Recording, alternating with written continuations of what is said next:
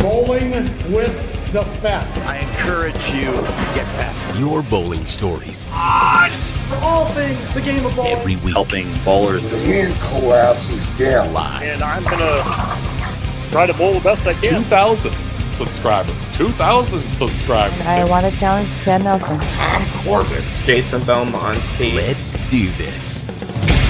This is Bowling with the Fef.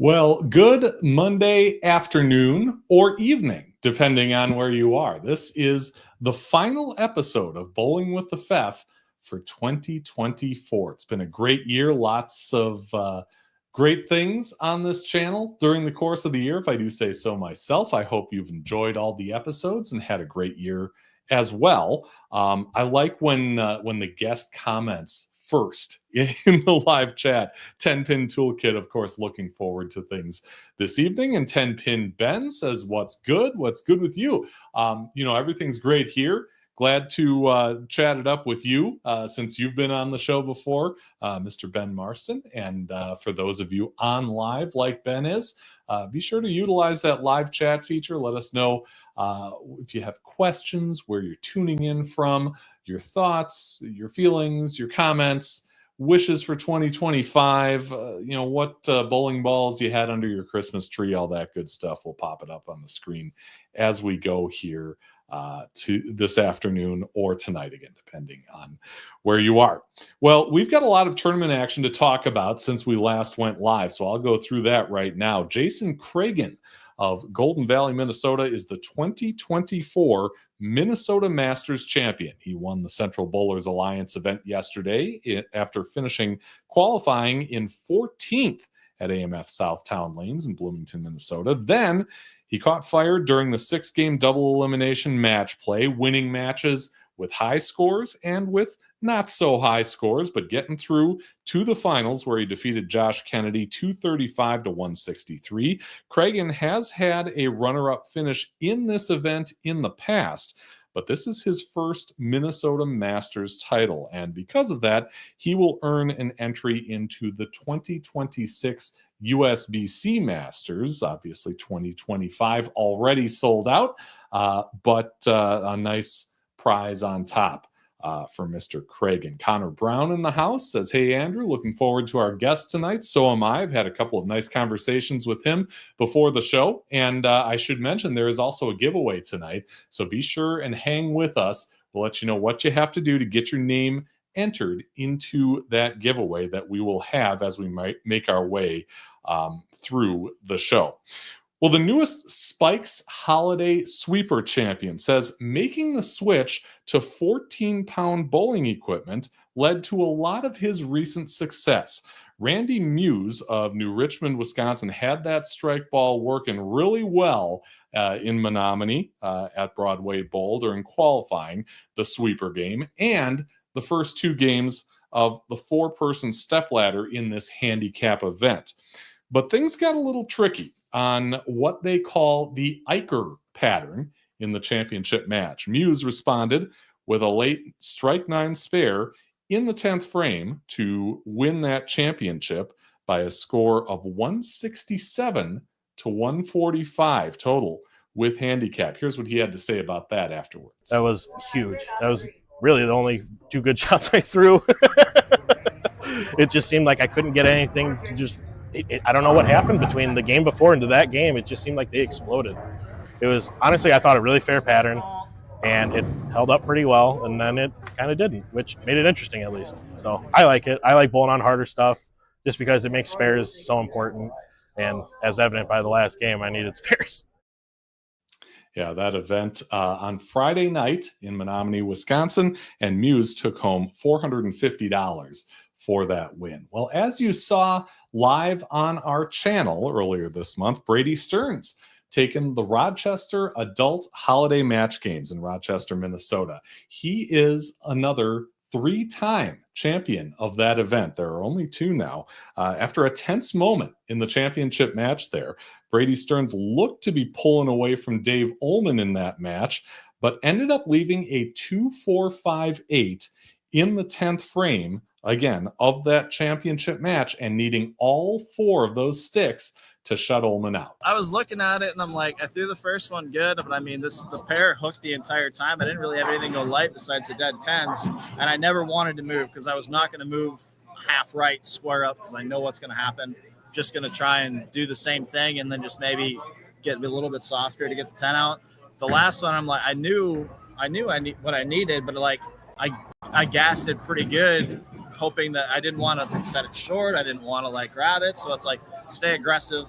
So I did. And then it bucket. And then I looked and I'm like, now we got to make this thing. And I'm like, Thankfully the bucket's probably easier to make this with plastic now because they hook so much. So you don't really got to worry about it fading or not getting it on the right side. So yeah, it's not the spare I wanted to shoot, but I mean, I'm just happy. My spare shooting's not been great the last month since I've came back. So just been trying to take baby steps to get back.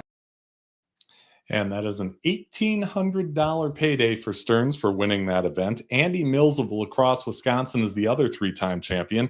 He won the holiday match games in 2009, 2010, and again in 2013. And of course, you can replay the live stream of that event anytime right here on the channel. And while we're at it, let's jump into 2025 with another tournament live stream, this one in Chicagoland. Bowling with the Pfeff is the place for start-to-finish coverage of the Big Ten Championship.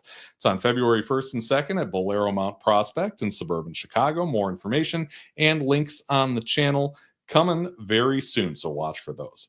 The plan for Brunswick to take over Classic Products is now scrapped. Brunswick announced that last week. The company called the arrangement amicably terminated. Would have had Brunswick taken over the warehouses, the inventory, and operation of the distribution business starting in May 2025. Brunswick said it was because of input from business partners, a change in strategic direction, and because of a, quote, failure to reach agreement on key terms. Brunswick and Classic will continue operating their respective businesses independently. Well, a big thank you to our sponsors for this show, Jerry's Score More Bowling Supply inside Wagner's Lanes in Eau Claire, Wisconsin. Talk to him, 715-559-1822 or at jerryscoremoorebowlingsupply.com. He's got everything you need as far as bowling balls, accessories, and instruction to make yourself a better bowler. Also, of course, Chip Magnet is our other sponsor.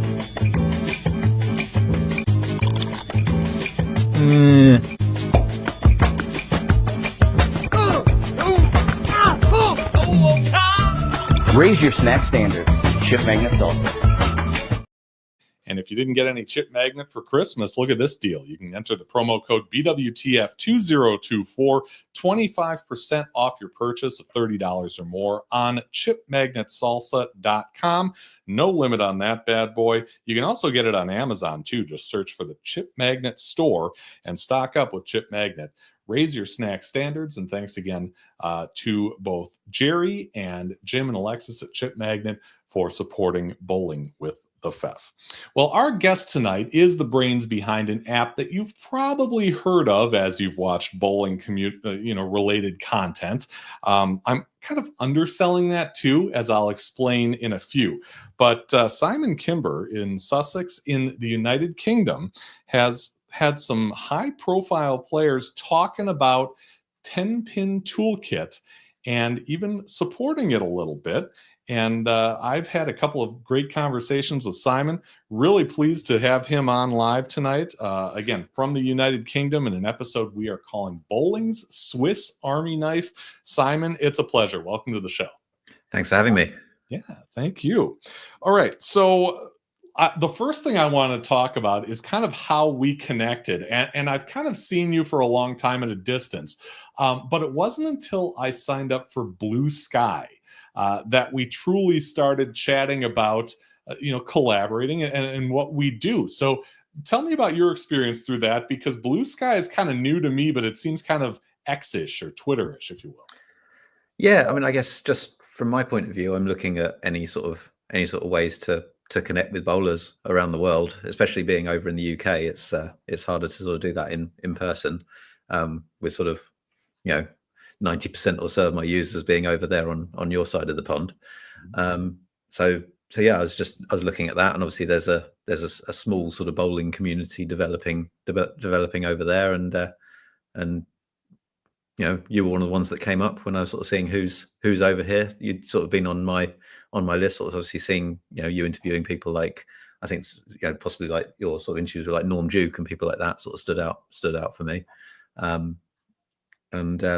So yeah, I think you've been on my list of YouTube channels and things to maybe sort of get in touch with one day, and that just sort of seemed like a serendipitous sort of reason to sort of say hello, and here we are. I'm glad you did too, and you mentioned the community kind of growing a little bit. It's been easy to notice that as the weeks have gone by. Some of the bowling ball manufacturers are over there, some of the others over there, and that's a cool thing, really, no matter where you are, because we're all kind of connected, right? Yeah, I think it's again, it's just another sort of channel where regardless of why people are over there, I think from on your side of the pond, there's possibly political reasons why people are going onto Blue Sky. Over here, it's just people sort of wanting that sort of privacy, or that sort of that different approach to social media, or just people sort of tech sort of early adopters like me who are just trying out the latest thing. So again, it's just another avenue to connect with people. Yeah, I'm proud to be one of those early adopters. I like trying to figure out these new platforms, even if they don't, if they don't get any friction or whatever, or catch on. I try to at least give them a shot and be one of those first to be with it. I feel like it's kind of my responsibility, Connor says, hello, Simon, how are you doing tonight? He says he loves Tenpin Toolkit. It has really helped his game. Awesome. Yeah. So if Tenpin Toolkit maybe isn't something you're on just yet, but it sounds really familiar, I want to tell you it's been mentioned on this channel, and not in the traditional way. Simon had a collaboration with Ben Glascock, who's been on this channel before, and they had a series of ads, or should I say ad, that ran a series of times, including in advance of some of my videos. I asked him about that ad, and he said, bruh, that ad is the bane of my existence. More people recognize me from that than literally anything else. And his channel is crazy. He's a bowling coach for a high school in central Wisconsin. He's on Bowl TV, of course. So a lot of people must recognize him through that ad. He says, Simon's awesome, though. He's a servant of the game through and through. He said, the only reason I talked up the app the way I did is because it's truly great. There's no financial interest, just talking good things about a good dude. How did you guys connect at first?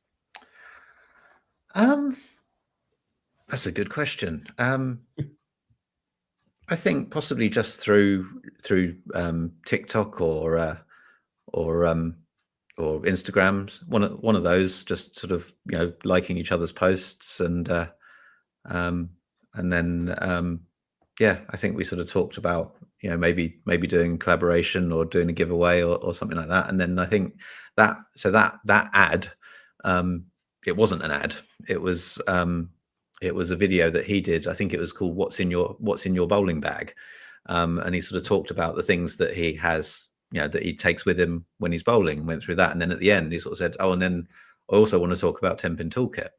And it was just such a nice sort of off the cuff, sort of impromptu kind of positive things that he was saying about it. I reached out to him and said, would you mind if I just clipped that and experimented with using that as a YouTube ad? And it connected with people, because I think it just, he said some really nice things. He said, about how it's, how he uses it, how it's helping bowlers. I think what the line was, sort of something that makes bowlers better bowlers, which I've sort of seen, sort of lampooned a bit on Discord channels and things, when people have sort of linked to a bowling YouTube video and then had to sit through him telling him how great my app is. But yeah, he's mentioned to me as well that he sort of gets recognized because, hey, you're the guy from the Tenpin Toolkit ad. So hopefully there's been a positive benefit to him from that, and it's not fully the bane of his existence, like he said just then. But I'm glad he put the laughing emojis in there, so he wasn't sincere about that. But when that's a good point. When you're sincere in a video like that, it just lends itself to an ad. I mean, there's really no dollar value you can put on sincere. Yeah, it didn't feel staged. It didn't feel like he was reading a script or he'd been paid to say it. It was just like, okay, that's a great, personal kind of feeling about it that sums up what the sort of feedback that I get from lots and lots of people. And it was just really nice to have something that I could that sort of communicated that. Yeah, for sure. You also were able to catch, kind of in an impromptu way, a couple of mentions of Tenpin Toolkit on a recent Beef and Barnsley show. Why don't you tell us about that? That's right. Yeah, I think that was.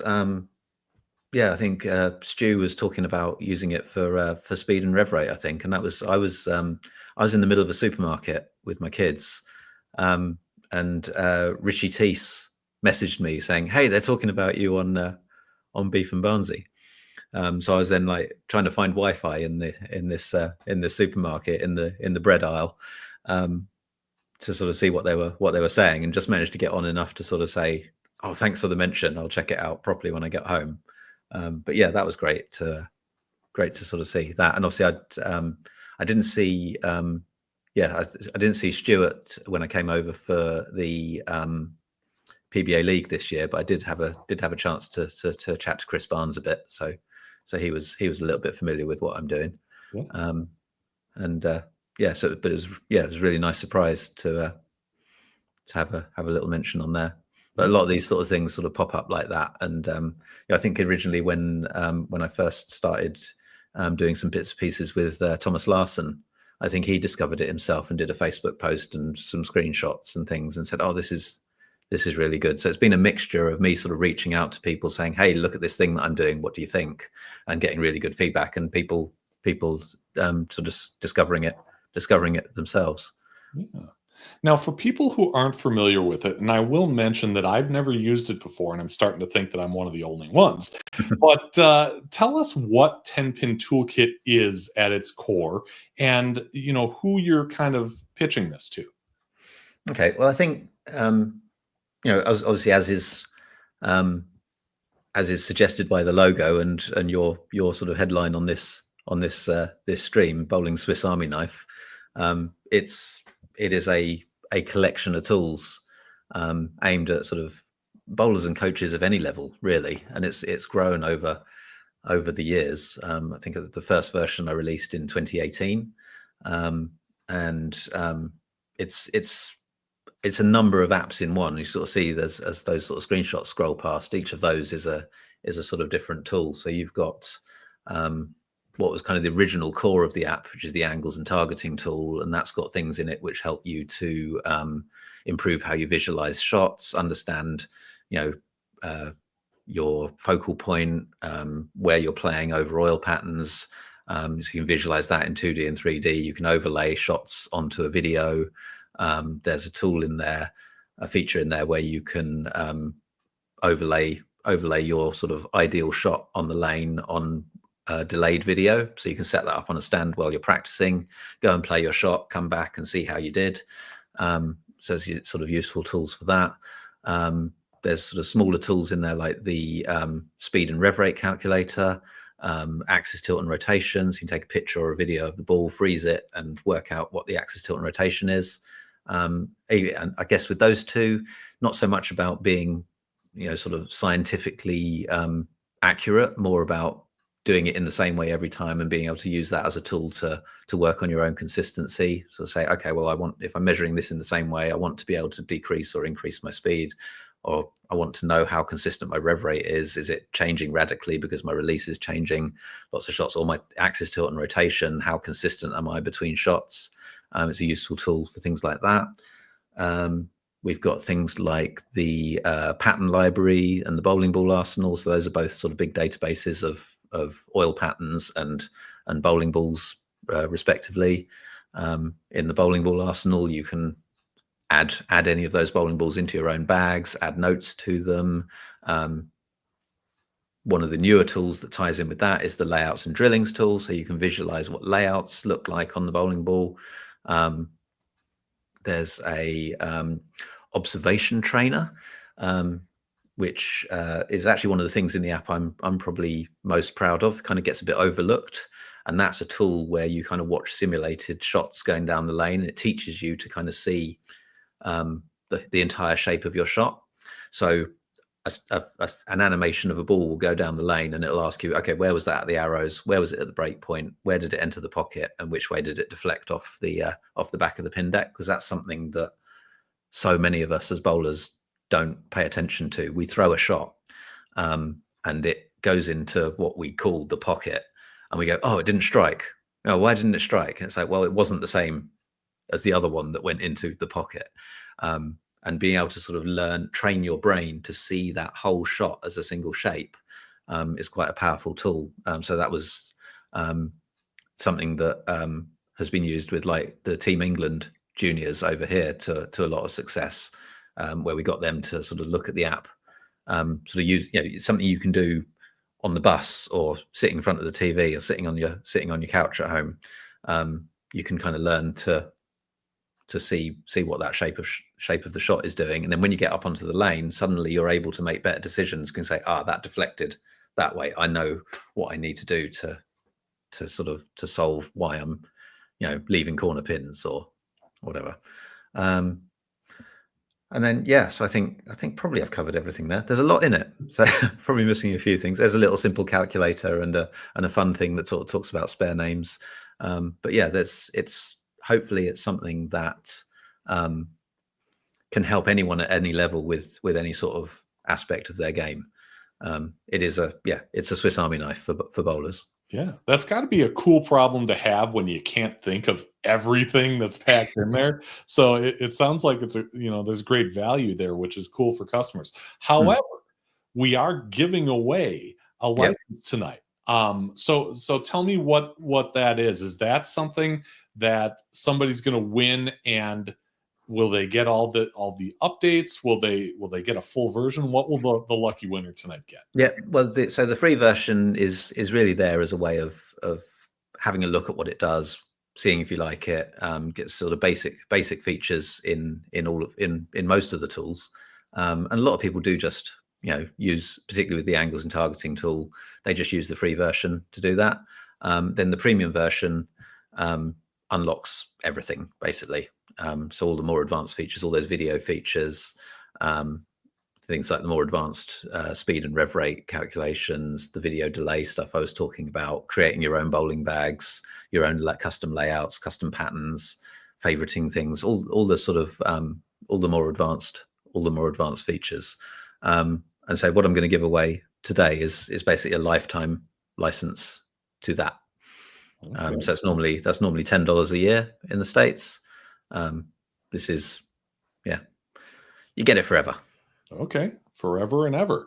So if you're watching this live, and I do stress that because we're not doing a giveaway on replay, this is a one-time deal. But if you're here live and you enter into the live chat this phrase, Tenpin Toolkit, all lowercase, all one word, you will be entered into the giveaway, and we will draw a winner at the end of the show. So again, Tenpin Toolkit in the live chat. Please, feel free to get in there. Again, this is YouTube, so in order to use the live chat, you have to have a Google account and be logged in. But enter that phrase before the end of the show, and we will draw a winner. Hopefully it's you, and if it's not you, you can always go to the website, tenpintoolkit.com, and find out more. Check out that free version or subscribe. And, I'm sure Simon will love you for that. Okay, so the other thing that comes to mind is Tenpin Toolkit is this complex app with all kinds of things to make me a better bowler. Is it designed by a bowler? And the answer is yes. You've had quite a story in this sport. Why don't you tell us about how you got started? What were the circumstances behind you getting involved in the sport of bowling? I think nothing too out there. I think I probably from more of a late starter, late comer to it. Really, I wasn't a youth bowler. Probably more sort of in my 20s. Sort of got into coming bowling regularly with some friends, and I was the one of our little group that kind of started taking it a bit more seriously, I guess. I think as a sort of a developer and a techie, it kind of appealed to my interest in all of the physics and all of the technicality that you don't realize is there until you get into the sport. I think what basically happened was this sort of group of us that used to go and bowl every Monday night. We found ourselves alongside the league a lot of nights, and a couple of league bowlers would come along and sort of say, "Oh, give us tips and things." And I eventually got pulled away from my mates and into the league. Left them. Now you go over there. I'm going and doing this properly now. And then I think as my eldest son got a little bit older, I got him involved in the in our youth bowling club, where I'm now a coach, and that sort of got me into wanting to do my coaching qualifications, and then I guess doing those, or certainly doing my sort of level 2 coaching qualification, which I guess is maybe the equivalent of USBC Silver, is sort of doing that course, started sort of getting the wheels turning on some of the things that became tools in the app. So some of those things that we were sort of trying to talk about, how do you communicate that to a bowler, or some of the things that I had been trying to communicate to the kids in the YBC. The app was a way of sort of solving those problems, and giving me a way to sort of say, well, here's the line you're trying to create, rather than sort of trying to explain it or draw it on a bit of paper. It's like, no, here it is in 3D. Here's a ball animating. You can see what you're trying to create here. And the observation trainer came from something that we were doing as part of the level 2 course, which was watching each other bowl and being able to identify, okay, where was the shot at all these key points on the lane. And it's like, oh, I wish I had a load of videos so I could practice this. I said, well, hang on, I don't need videos. I'll simulate it. So yeah, it all kind of tied together, really. Okay. Are you someone who, had that dream of coaching on a broad scale when you started, or was this something where you were thinking more, I'm going to compete, I'm going to get better at this, I'm going to improve myself and be the best? Yeah, I mean, I think it was a few years before I started coaching. I think I was always sort of trying to help, sort of my friends who were bowling, and sort of because I was that sort of little bit ahead, and I've always sort of been interested in that sort of coaching sort of side of things. But no, I think initially it was just about getting better at something and understanding the technicalities of it and the science behind it. As an engineer, that can also be a downfall, I think, to tend to overanalyze and overthink. So that's probably one of my failings as a bowler. I'm probably I'm a better app developer than I am a bowler, probably. But it was it's more for me personally, rather than going off and trying to win tournaments. It's more of my own sort of personal development. I think when we came out of our lockdowns over here from COVID, for example, I decided I'd learn to bowl two-handed, because I'd been stuck in a rut for several years. I was having some wrist problems. So I thought, okay, well, I'll try that. And that sort of started giving me milestones again. And I wanted to be able to teach it to the kids, because obviously all the kids want to learn to bowl two-handed. And it was just, again, it was another challenge. So no, I'm not about to be flying over and joining the PBA Tour, or even the UK Tour, such as it is, really. But no, I'm happy sort of developing for my own goals and my own development. Yeah. And along with being an engineer by trade, you're a father. Yes. And to bring these lessons to kids in a youth program has got to be pretty special to you. Not only up here but in your heart, right?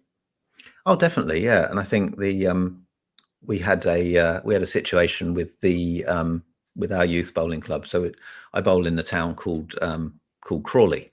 Whether that's any ancestral relation to Verity Crawley, I don't know, but we were all thinking it.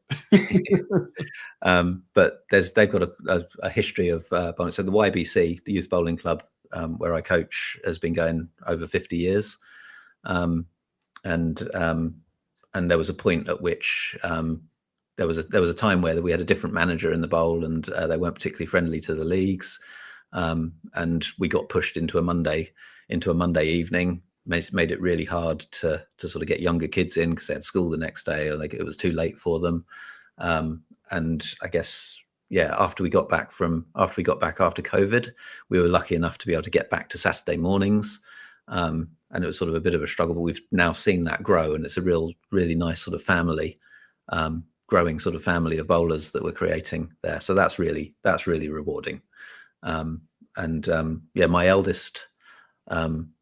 My eldest son used to bowl quite a lot. He's 17 now and likes to go out on Friday nights and doesn't like getting up on a Saturday morning. So he's not bowling so much now. But actually, my youngest daughter, who's about to turn 8, is now just starting to get the bug a little bit. So, wow, that's cool. That at least they've both given it a try, because I'm guessing you're probably like me, where it's like, oh, it would be cool if my son got into bowling in junior leagues, but I'm not going to push it because I want him to do his own thing.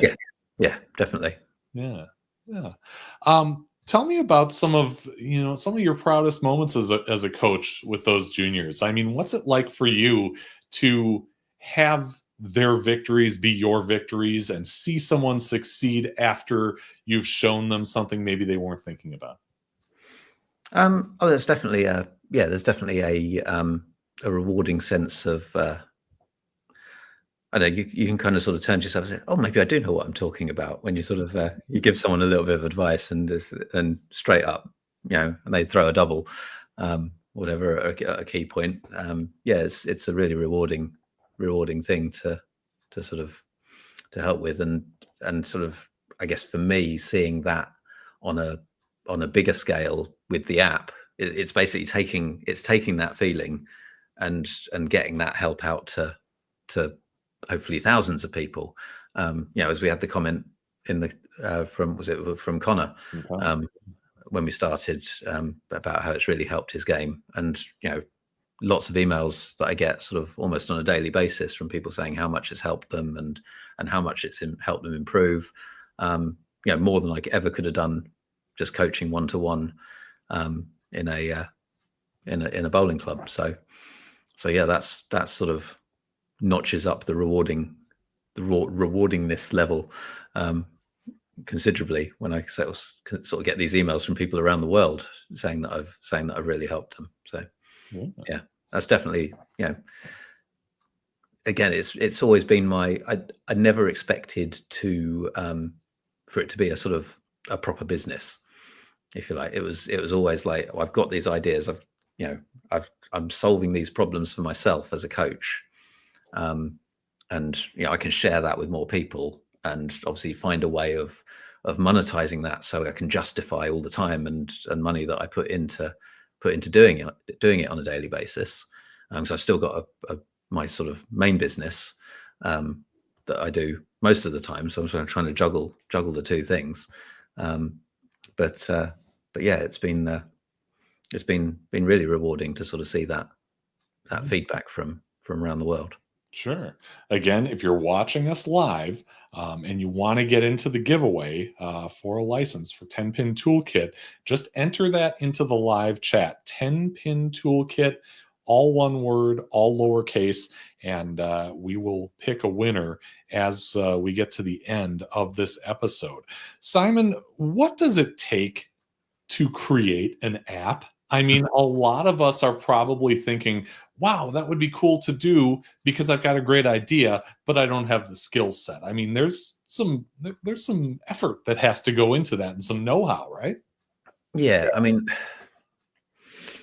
it's something I've always done. So it's like right at school, before I'd left school, I was doing websites freelance for people and things. So I've kind of been and sort of having run my own businesses, I've kind of learned how to do all of these things myself. So I'm in a bit of a weird position in that I was able to sort of use a lot of skills that I already had. I know if I wasn't a coder, if I wasn't an engineer, then this app would never have got built, because I know what I would probably charge someone else to have built it, and it's in the hundreds of thousands of dollars. So it's definitely a labor of love. I think there's a lot of interesting tools coming out now for sort of helping to build out no code tools and things like that. But you've got to have a certain way of thinking and an understanding of what you want to do. If you're going to do it sort of how I did it. So that's not to say that lots of people are able to sort of find a partner who does the technical stuff, but it's not cheap. Yeah. So I know that when I started doing these live streams, the first few I watched over and over again. And you're your own harshest critic. You sit here and you think, how can I do this better? How can I improve? How can I bring a better experience for, in your case, the customer, or in my case, the viewer? So when you saw it on your phone for the first time, or on someone's phone for the first time, what was that experience like for you? I don't know. I think it sort of crept up on me, I guess, because obviously I had a few people I'd give like test versions to, and there was sort of little. So it wasn't like overnight there was no app and then there was the full sort of finished app. It built up gradually. I think the sort of big things for me were when I think one of the first ones was when someone told me that one of the Storm Jim Callahan a friend of mine was out in Sweden at the Lucky Larson Masters, and he said, "Oh, Jim Callahan's here and he's using your app and he's absolutely raving about it." And that was like, that wasn't someone I'd reached out to, wasn't someone I'd kind of sent it to, or had particularly thought about. So getting that out of the blue, like, oh, this, one of the sort of top guys in the industry, one of Storm's top bull reps is here using your app with professionals as a bull rep to help them, was like, wow, okay, that's kind of clicked. And then getting sort of comments from people like Tim Mack and Verity Crawley and Mika Koivuniemi and the sort of list goes on of the sort of testimonials that I've got now. Each time you get something like that come along, it's like, wow, okay, this isn't just my little hobby anymore. Right. Yeah. And having that confidence is a big part in what it takes to make something like that better, to come out with new features, to update things and make it so it's more of an evolving thing that's kind of alive, rather than just something that you put out there and it is what it is. Yeah. How often do you find you go back and tweak and take care of bugs or bring on new features or improve or things like that? All the time. I mean, it's the to-do list is ever increasing. So keep having sort of ideas, and there's other tools and things in there. So most recently it was the sort of layouts and drillings tool, which I managed to sort of release just before I flew over to the PBA League. But I think one of the things that I'm thinking about now, I'm currently doing some sort of testing with a group of users, and so I'm sort of fixing some little bugs that they find, just to sort of get some updates that sort of lay foundations for what I want to do next. But one of the key things for me at the moment is always use the analogy of it's Tenpin Toolkit. So I use the analogy of a tool set, that might have like an amazing gold-plated hammer and the amazing saw and the perfect screwdriver in it. It's like it's all the sort of absolute best tools you can imagine, and you can give that to someone, but then they go, well, but how do I make a table with it? And it's like, so if there's one sort of thing that I'm not happy about with the app at the moment, is that it doesn't help you to use, it doesn't help you as much as I would like to use the right tools for the right job, or how to achieve certain things. So it's got a great set of tools. It's like, exactly, if you want a really good hammer, here's your tool set. You've got, the hammer you need. If you want to measure your rev rate and your speed, there's a tool in there to do that. What I want to develop going forwards is some ways of sort of saying, well, okay, what do you want to work on today? What are the weaknesses in your game? Okay, well, use this tool and this tool and use these together to work on that thing, or help yourself get better in that way. So I think it's more, it's not so much about adding more features. It's more about giving people another route into those tools. Sure. Yeah. When you say, what do you need, to be better? It's spares. It's spares for all of us. I can tell you firsthand it's spares. Yeah. But when you talk about it being this toolbox of stuff, I think of, over here, you get bombarded with, okay, rev rate and speed, you think Specto. Scores and score tracking, you think Lane Talk and things like that. Do you find that these, other apps and systems are your competition, or do you kind of all live in harmony in that tech world of bowling? I think so, yeah. I think there's there's certainly things that I could do to, and I've sort of had brief conversations with various other companies like those about how we could sort of interact and work together. I think there's overlaps, but they're not massive ones. I think obviously what Lane Talk, for example, are doing with their integration in the centers and getting scores straight out of the bowling centers is very different to anything I'm going to do. And Specto is about a physical sensor on the lanes. So there are features in the app that are that do some of what Specto does when you haven't got a Specto sensor, through a more sort of manual approach. So again, that's if there's a Specto sensor on the lane, then that's not taking away from people using my app. There's and obviously there's a lot of stuff. There's a lot of stuff in Tenpin Toolkit that hopefully if they don't need the things that are similar to Specto, they still need the other things. So yeah. So no, they all sort of sit fairly well together. And I think I get asked quite a lot about am I going to add score tracking in Tenpin Toolkit? And I've definitely got ideas about how I would do that, but I tend to, there's only one of me, and I've got another business that I'm running.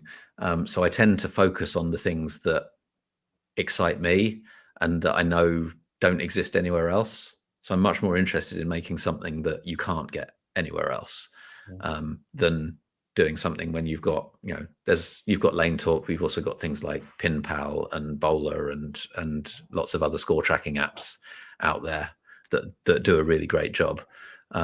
So unless I can do something, and I do have ideas along these lines, but unless I can do something that takes a very different approach or a different take to score tracking that you can't get anywhere else, I've got a big list of other things that I'll probably do first. Yeah, that's cool. You want to make enterprise solutions and not just copy everything else that's out there, and that makes it an extension of you. I want to innovate. I want to do stuff that people go, oh wow, that's cool. I've never seen that before. That's the stuff that I find interesting to build, rather than that someone's made a better score tracking app. Right. It's like, well, there's not the same challenge to me. Sure. There. Yeah. Again, for those on live looking to get into our giveaway, just type in this in the live chat, Tenpin Toolkit. It's all one word, all lowercase. We will pick a winner coming up later on in the show. Simon, you've mentioned a few times now about your trips to PBA Tour events, the PBA League. How many times have you come over for those things, and when did you start doing that? I've just done it the last 2 years for the PBA League. So yeah, coming over to Portland and with a couple of friends who I bowl with over here, who are sort of seasoned travellers. Shout out to Darren and Vicky if they're watching. But yeah, it was just, I guess, the app got to a point where I could justify, spending on a business trip. And it was, a good opportunity to meet some of the people that I'd been sort of talking to over, Instagram and sort of social media, and have some of those conversations in person. Obviously, I think, like, as I mentioned before, like probably, over 90% of my users are over there, sort of several thousand miles away from me. So it's if I was over there, I'd probably be sort of dropping in on a lot of PBA events and things like that. But these seemed like the great opportunity to sort of see, good sort of, however many there are, was it 6 teams, 5 bowlers? Yeah, sort of 30, 40 of the world's best all in one place at one time, all competing, and the environment at Bayside as well. Sort of having seen that on TV for years, it was like, well, it seems like a win-win to sort of get to see all these bowlers in one place at one time and experience that that environment, which obviously, luckily I have, because we don't know when we're going to have that again, with it not happening next year. You knew that question was coming. That what was on the tip of my tongue. I mean, the PBA Tour is not doing an elite league like they've done in past seasons. And I would imagine there's some kind of reaction that you have to that, given that that's a big part of your strategy for business and marketing. I mean, did the tour just save you thousands of dollars? I mean, it was sort of, but obviously also potentially cost me thousands of dollars in the sort of conversations and the relationships that I could build up from that. But on a personal level, some of the locals in Portland were amazing and so welcoming, that, it's like, it's sad and disappointing to not have an excuse to go and see all of those guys again as well.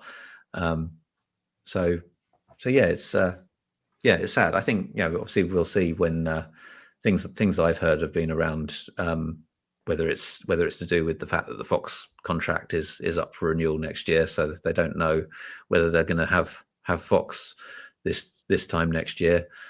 So maybe once the dust has settled and the PBA are doing whatever they're doing after May or whenever it is, maybe something like that will get put back on the calendar. I think it's probably a business decision that we need to wait and see how it changes. But yeah, certainly it's disappointing not to have an excuse to go over and see everyone in Portland and experience that event.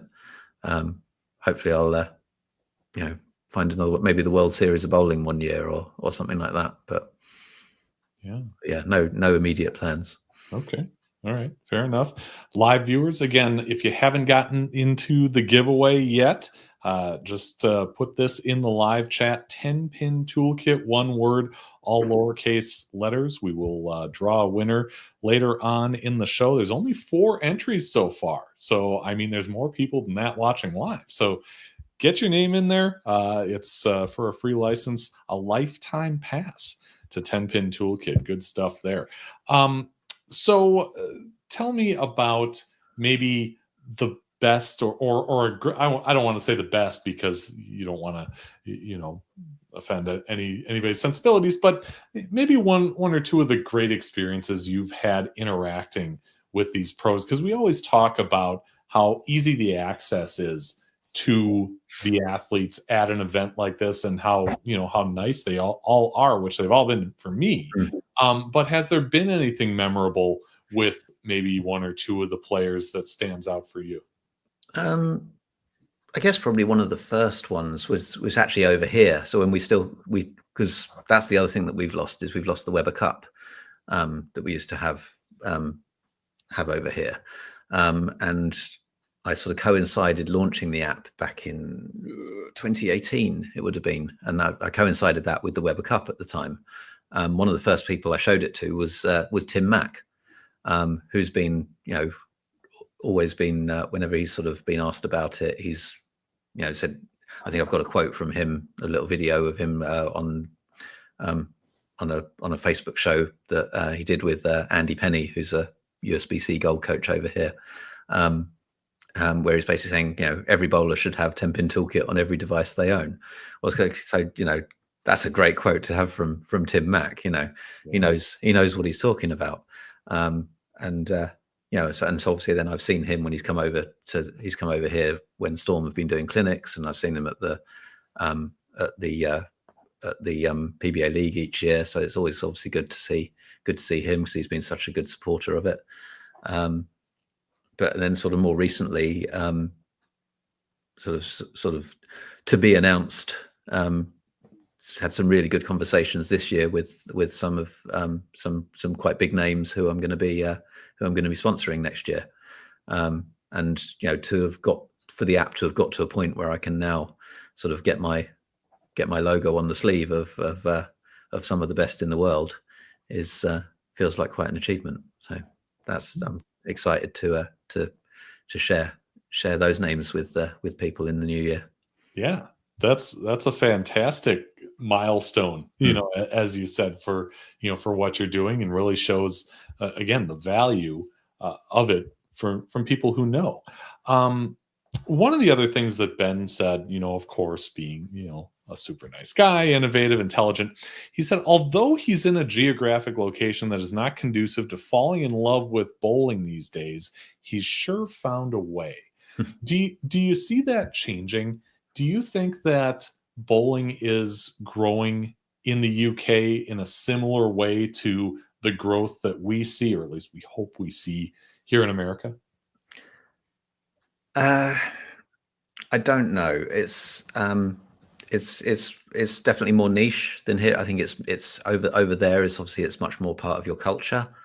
I think it's been, obviously we've had people like Don Barrett and Stu Williams and Richie and Verity and stuff come out of the UK, but I think we're sort of ahead of certainly ahead of where the US are in terms of adoption of string pins.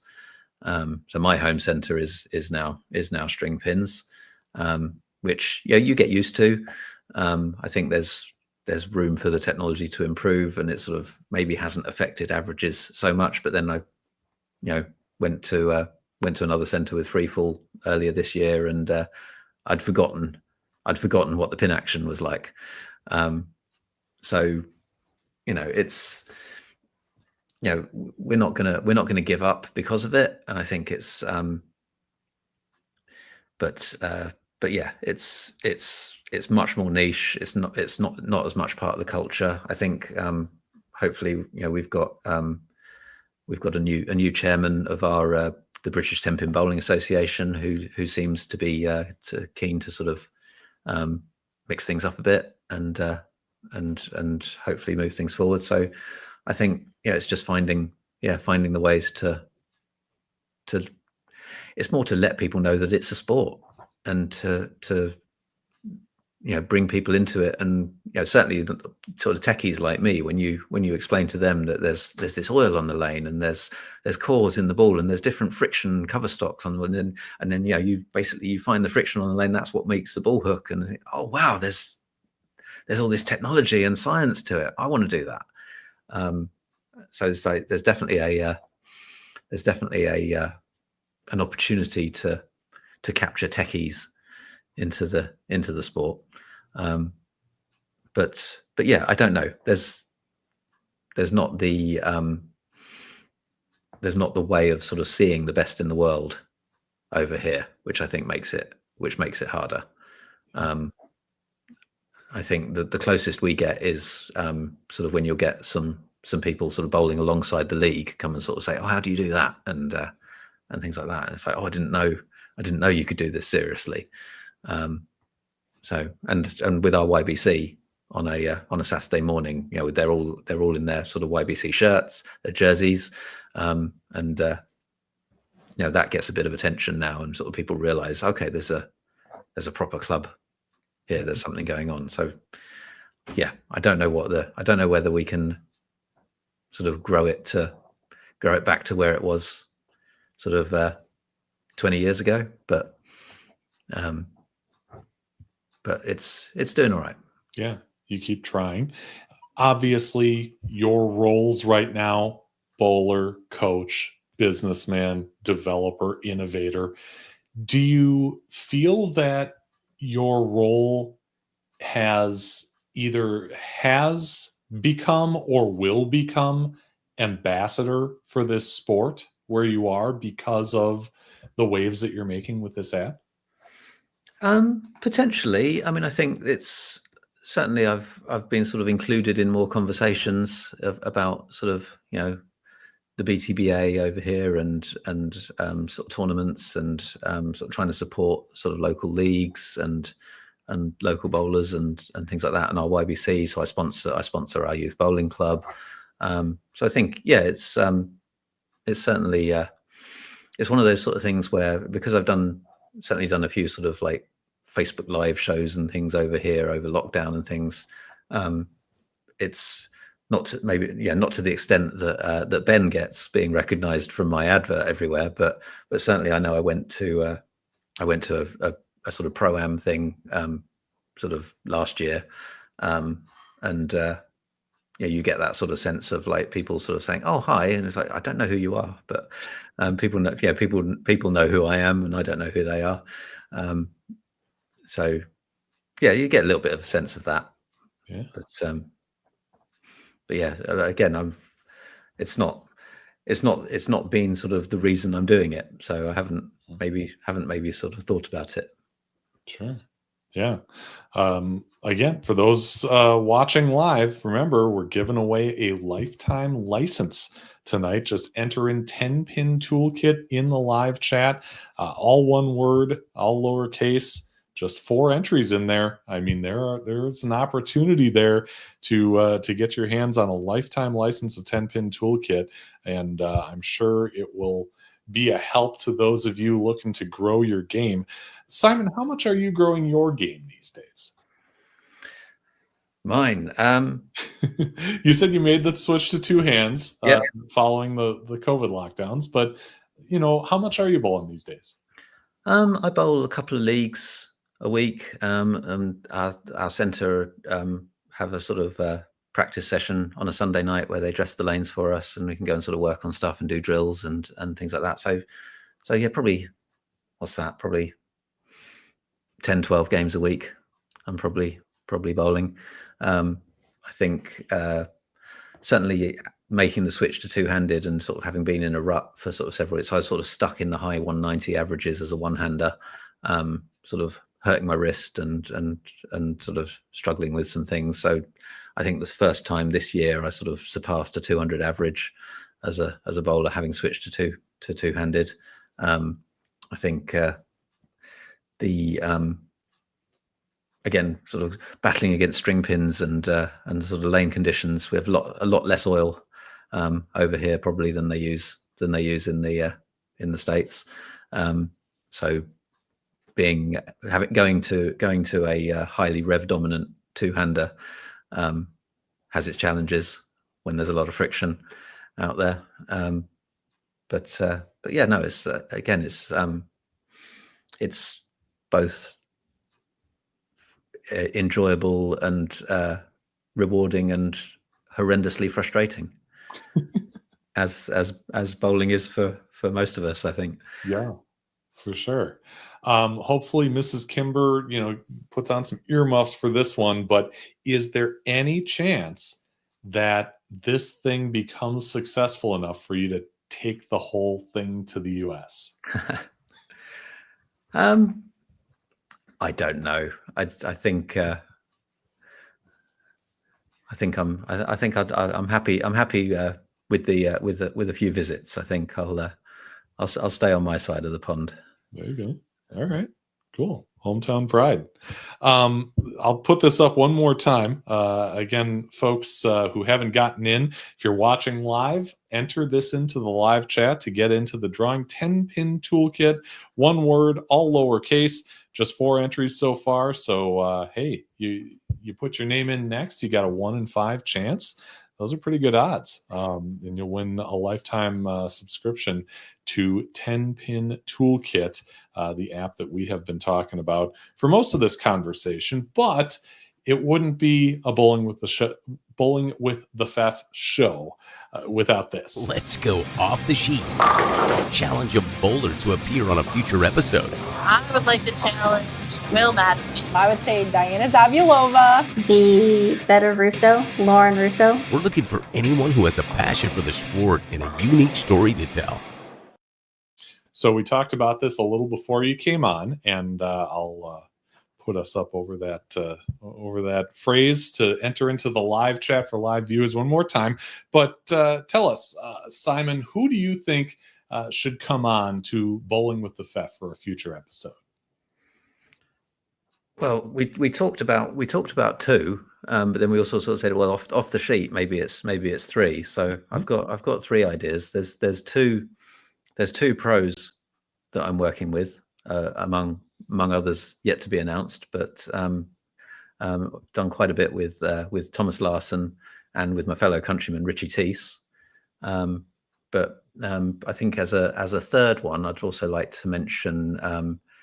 So he's one of the guys I came over to the PBA league with. So he's not a pro. He's a coach and a bowler over here, Darren Knightsbridge, who sort of very kindly, he sort of drove me from Boston to Portland, and introduced me to the sort of Portland bowling family. But he's sort of as passionate about the game, if not more passionate than I am. Heads over to Kegel to do his coaching qualifications, and got really interesting ideas on the game. He's working with Team England now. He's the chairman of our local organisation. So, yeah, if we're talking about someone who's putting their heart and soul into the sport, then Darren's definitely someone like that. All right. Those are the best type of people, really. Great suggestions. And guys, if you're interested in taking Simon up on his challenge, just let me know. You can find me on Facebook under Andrew Pfeffer, or email bowlingwiththefef@yahoo.com, and we will get you on the show. What do you think? Should we pick a winner here? Yeah, maybe everyone else has already got it. All right. 4 entries. Let's draw it and see who it's going to be. And our winner is Mike Holzeder. Mike, it's kind of a coincidence because Mike is Spike from Spike's Holiday Sweeper. He's the one who ran the event. So congratulations, Spike. You are going to have a license for life for 10-pin Toolkit. He's also a pro shop owner too, so he can tell all his, awesome. all his customers about how much better a bowler it makes him. But congratulations, Spike. I just need to know whether he's an Apple or an Android person, and I'll get that sorted out. I'm sure he can let you know, and I can certainly connect the two of you, as he's right here in my local area. So that's an easy thing to do. We actually have something pretty exciting to announce tonight, and it's actually just something that happened this afternoon. I always talk about next week's guest, and typically I just flop a little graphic up there. Fortunately, this time around, I've got a little video of next week's guest to kind of enhance things with. But EJ Tackett, the 2-time now defending PBA Bowler of the Year, 23-time title holder, and industry expert, we'll say, because of Easy Bowl in Bluffton, Indiana, is going to be on our show on Tuesday, January 7th, 7 p.m. Central, so we're back to our usual time. EJ Tackett really making his case for number one in the world if we had, world rankings like that. I'm sure you've seen EJ do his thing out there, Simon. What's memorable for you as far as watching him bowl or even talking to him if you cross paths? I would say make sure you ask him about layouts. Okay. I had a very interesting, not heated conversation, but definitely a very interesting conversation with him about his opinions on the importance of layouts on bowling balls. Okay. So I'll leave you to decide if you want to light that fuse when you talk to him. Oh, okay. I light an occasional fuse out there, so that's an interesting question. But we'll have to discuss that and plenty more. But as I say that as though it's as though I had an argument with him. He's absolutely lovely guy. He was really really interesting to talk to, really supportive. But yeah, we had a really interesting discussion about what he thinks of bowling ball layouts. Okay. Yeah, we'll have to get into that again. Tuesday, January 7th, 7 p.m. Central is the time. I hope you'll all join us. Hey, Spike's on live. Hey, how cool. Looking forward to learning more about this cool app. So yeah, thank you for offering this great giveaway. And for those who didn't win and maybe don't have it or haven't heard of it until now, how do they, A, get signed up for Tenpin Toolkit, and B, find you and all the stuff you're doing on social? In terms of getting the app, just go and search for Tenpin Toolkit on the Apple App Store or on Google Play. You can download the basic version for free, and then it's $10 a year to unlock everything else. I think, in terms of if you have any questions or just to sort of keep up to date with updates and new features that I'm putting out, then obviously there's the website that we've got up on the screen there. That's tenpintoolkit.com. And then, you can probably guess what I am on Instagram and Facebook and Blue Sky and all the other, pretty much everywhere. I'm Tenpin Toolkit, all one word.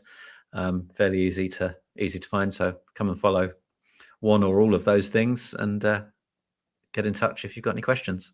Yeah. Well, thank you so much for coming on and offering this great giveaway and chatting with us about bowling and all things about your app. Really appreciate it. And it's a pleasure. Here's hoping for continued success with you and all you do. Thank you. And you. Yeah, thank you. And thanks for staying up late with us. I know this isn't your prime time of day, but it's just gone 11 p.m. It's not too bad. I'd be up now anyway. There you go. Right. Well, we'll get you out coding. Fair enough. We'll get you out of here on that, everybody. Thank you so much for watching this show and all the rest of them in 2024. Have a happy new year. And as they say, we'll see you next. Thank you for watching Bowling with the Fef. Pound the like button and subscribe button. It's the easiest way to support the channel, and it's free. Bowling with the Fef is brought to you by Chip Magnet. Raise your snack standards. And Jerry's Score More Bowling inside Wagner's Lane, the Eau Claire, Wisconsin area's leader in bowling supplies and services since 1988. Email bowlingwiththefef@yahoo.com with questions or to appear on the show. You can also reach out on your favorite social media platform.